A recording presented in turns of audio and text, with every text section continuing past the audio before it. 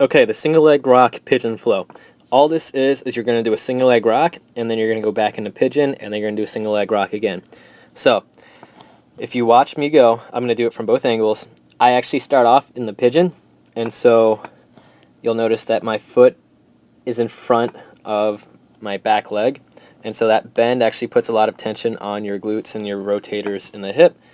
And then from there, I just rock back into getting the stretch. I loosen up some of the fascia, and then I'm going to come back up. And what I do is I actually rotate the foot so that it then becomes in line with the rest of my body. And so if you watch over here on the right, I put it in line and then I rock back. And you'll notice that I can rock back much deeper in this variation than I can when I go into that pigeon-like pose. Okay, that's the point of this. So the pigeon-like pose loosens it up, it gets some tension on the glutes, and then while you know where that tension's at, you then use it while in a single leg rock. Okay, so when you're doing the single leg rock, the hips need to stay still. It should stay somewhat, it's like if you could actually see my pelvis from here, you would see that it stays in that level plane.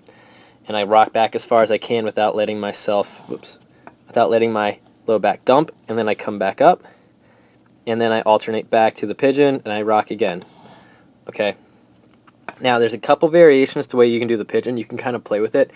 So you'll notice when I change legs over here on the right, so instead of rocking straight back from the pigeon, on this side, I actually try to push back into that hip.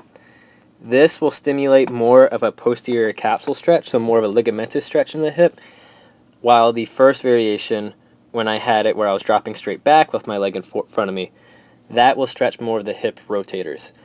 Each person's going to have a different limitation, so what I recommend is try both of them. Whichever one you feel like you get the most out of, stick with that one. So if you feel like you get the most out of sinking to the side on the pigeon, do it. Then when you come back up to the single leg rock, you're still doing that the exact same. The single leg rock does not change no matter what. The pigeon, you can either rock straight back or you can rock to the side. Alright, and now if you look on the left, I actually did another variation here where I went down to my elbows. Once you feel like your hips start getting really loose, then you do the entire movement while on your elbows, and that's going to require more range of the motion out of your joints.